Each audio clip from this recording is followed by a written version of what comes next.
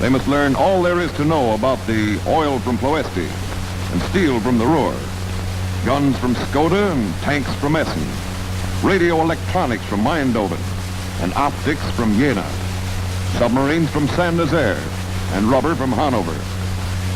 Where to strike with the greatest cost to the enemy at the smallest cost to ourselves.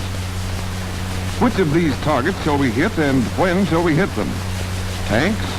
Guns? Yes, they're on the program, with repeat performances on the way. What else? Where is his softest spot? Aircraft assembly plants? Good, but these plants are widely scattered. The destruction of what product, or part of a product, would do most to cripple Nazi power? What product is manufactured in the most concentrated plants? What product, large or small? 2/3 of Germany's anti-friction bearing industry is concentrated in Schweinfurt am Main. Anti-friction bearings without which modern war with its demand for lightning speed cannot function. Anti-friction bearings, roller bearings, ball bearings. Nothing spectacular about the ball bearing. It's not as deadly as a German 88, but the 88 couldn't do its job without it. It's not as big as the Mark 6, but the Mark 6 couldn't hurl its mile-a-minute attack without it. Bearings, 4,000 of them in a Dornier, 2,000 of them in a Focke-Wulf 190, 1,000 of them in the controls alone of a Junkers 88. Bearings made with 1/20,000th of an inch tolerance, so dependent on perfection that one faulty ball in a propeller shaft could cause this. Small, insignificant balls of steel, but essential to everything German or Japanese, American or British, Russian or Chinese that moves, steers, and aims, and swims, and fires, and hits. Bearings in the machines that make the bearings. Bearings in the trains that carry the bearings. Bearings in the American bombers that must destroy the bearings that turn in Nazi weapons. Why attack the Ruhr industry when the key to the whole industrial setup is this small part? Schweinfurt not only makes bearings, but makes the machines that make the bearings. Schweinfurt must be so bombed that assembly lines all over Germany will shut down. And when they start up, Schweinfurt must be bombed again. And now, what is known about the target itself?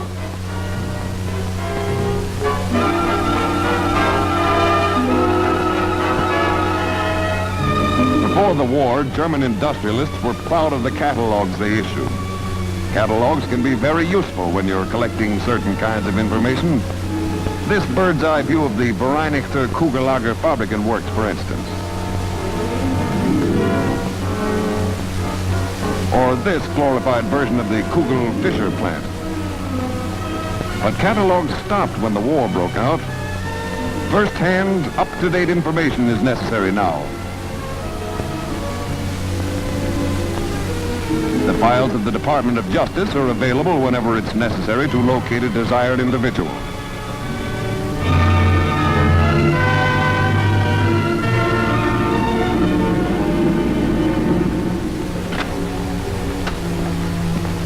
Your name Kirsten? Mr. Ludwig Kirsten?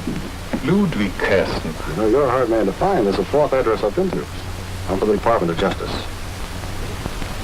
Department of Justice? Nothing to worry about. I believe you can help us if you can arrange to come to Washington.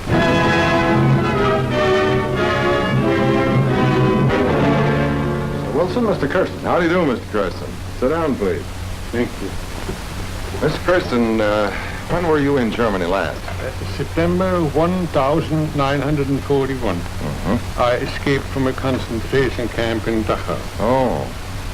When we began 85, 90 hours a week to work, we tried to form our old union again. I see. My friend, they shut me this into Dachau.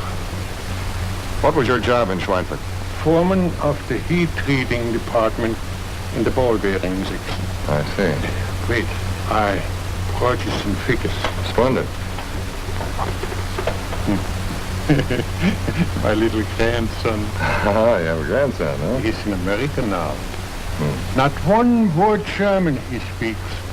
Only English. You're proud of that. Also, here was the number of machines in my department. It is a 2-story brick building. Right next to the railroad. Oh, yes. You mean down here in this section. Yes, that's right. The manufacture of ball bearings requires 12 distinct specialized operations. Damage to one operation could bottleneck the entire production. Refugee Ludwig Kersten, fighting the new order, is a valuable man. From other sources, too, target information continues to grow. In London, for instance.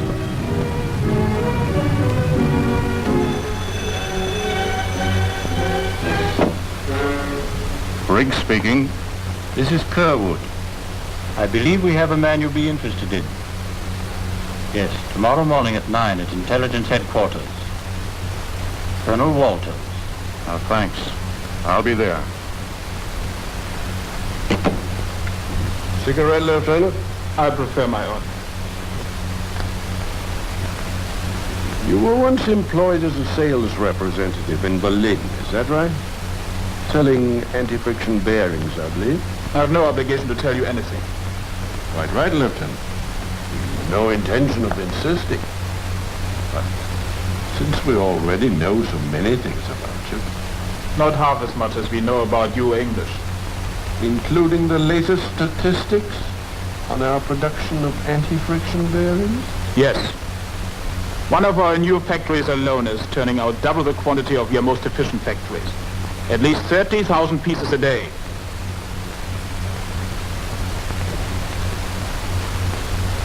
I'll admit, you have us beaten at certain things. Your bearing industry is marvelous. Especially the new diesel power equipment at Schweinfurt. Isn't that so, Lieutenant? Yes. And that power plant is well concealed from your verdammte bombers. I have no obligation to tell you anything. Quite right, Lieutenant. We have no intention of insisting. Target information has been steadily growing. Yet certain known objectives must still be located.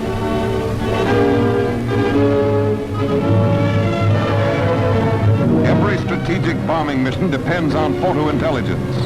Information concerning the enemy based on the study of aerial photography. Without it, an army is blind. High over Schweinfurt am Main, one clear day, flies a photo reconnaissance plane on a special mission.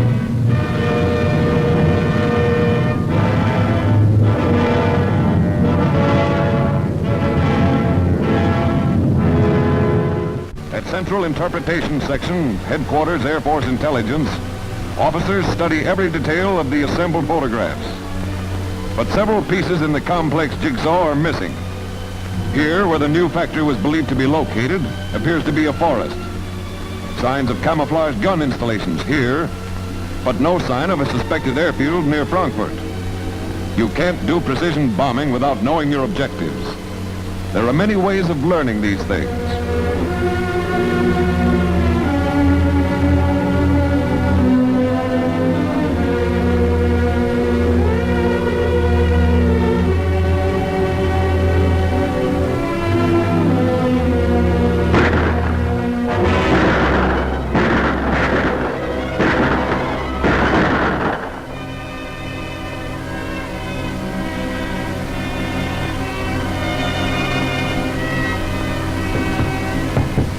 Come.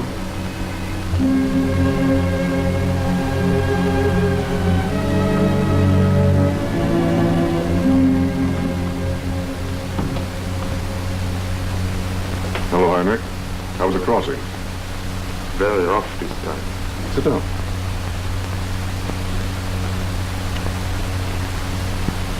No, thank you.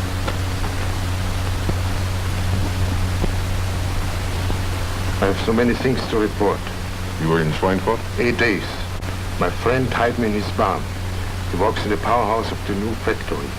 His wife is in the inspecting. Are the plants working full? Day and night. 30,000 bearings to turn out each day.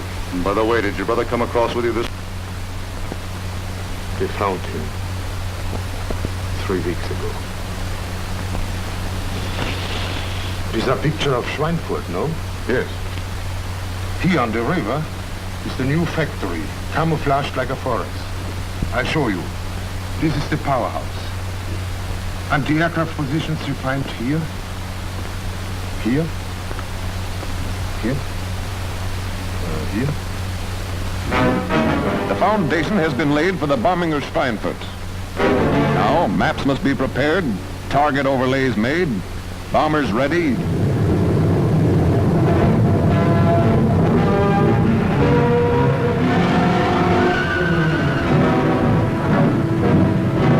Crews briefed on course, altitude, weather, communications.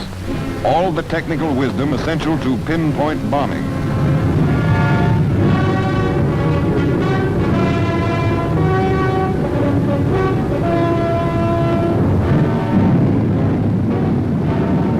Finally, on Tuesday, August 17, 1943, they were on their way. The little steel balls that turn in 1,000,000 Nazi weapons of war must be destroyed, must be smashed before they are born.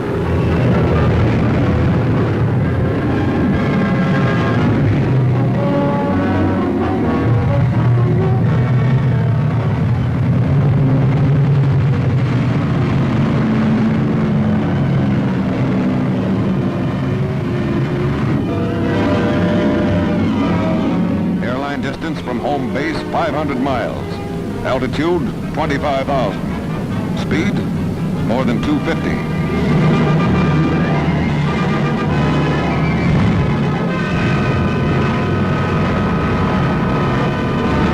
Objective sighted.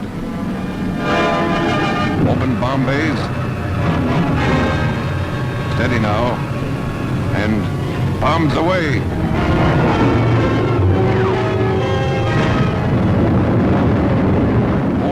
14 tons of bombs dropped. Damage extensive with direct hits on concealed powerhouse and new buildings. And then, October 14th.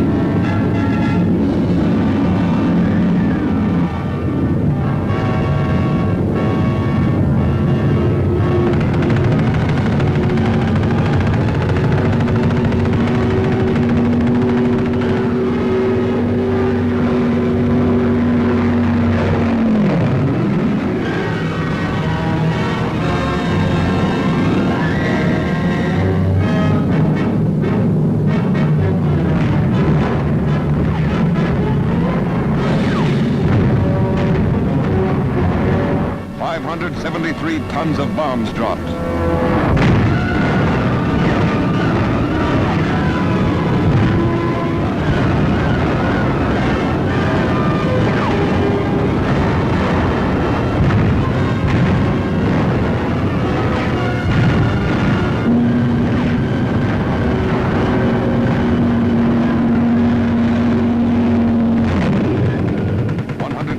Nazi fighters down.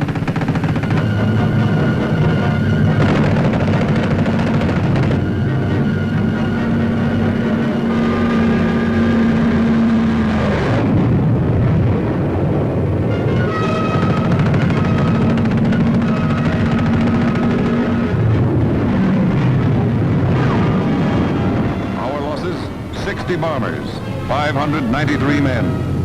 Men like these who knew they might never come back.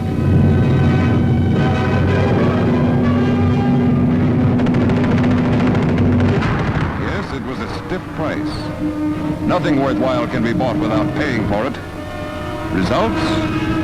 Well, the Nazis didn't take close shots of Schweinfurt for us, but it looked like this from where our boys sat. One of the boys who came back said, "Ball bearings are running all over Germany tonight." General Arnold said, "Schweinfurt was the fountainhead of a first-priority German war industry. We have cut down the enemy's tools of war before they could be forged. And should Schweinfurt ever be rebuilt, we shall strike again." Has strategic bombing been worth the price?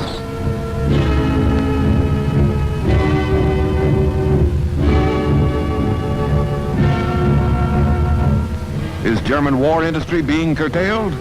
Here's one of the answers.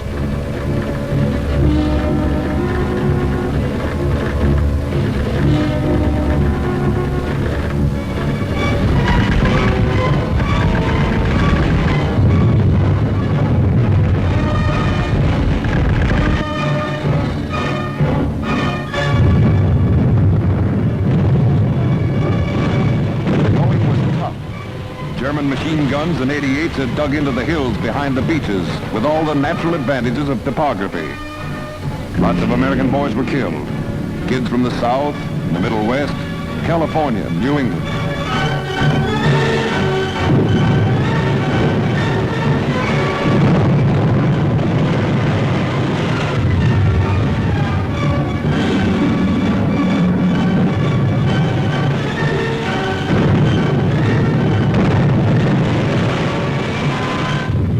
Began to turn. Blasted by thousands of tons of hell from Billy Mitchells and Bostons, the enemy gave way. We began to advance, held our gains. The Luftwaffe offered little fight. Where were the swarms of Focke-Wulfs? Where were the Messerschmitts? Maybe they never reached the front lines. Maybe they never left Germany. Maybe they never came off the production line because their engines were never delivered. Maybe their engines were never delivered because the ball bearings were missing. Trucks were abandoned in the enemy's retreat, and tanks. Maybe they lacked fuel. Maybe the enemy lacked the locomotives to transport the fuel. Maybe he lacked the ball bearings that go into the locomotives that carry the fuel that run the tanks. The real battles are ahead. New offensives will soon be struck on a scale undreamed of in history, consuming mountains of equipment and millions of men. Their ultimate destination, the heart of an empire. Will they be successful? Remember the old nursery rhyme? For want of a nail, the shoe was lost. For want of a shoe, the horse was lost. For want of a horse, the rider was lost. For want of a rider, the battle was lost. For want of a battle, the kingdom was lost. And all from the want of a horseshoe nail. The small parts that are so vital to the enemy, so vital to us, give us the millions of horseshoe nails that can sweep us to victory. The more than 12,000 separate parts that go into a P-38, the 100 separate parts that go into an artillery shell. Whether your bench is 6 feet long or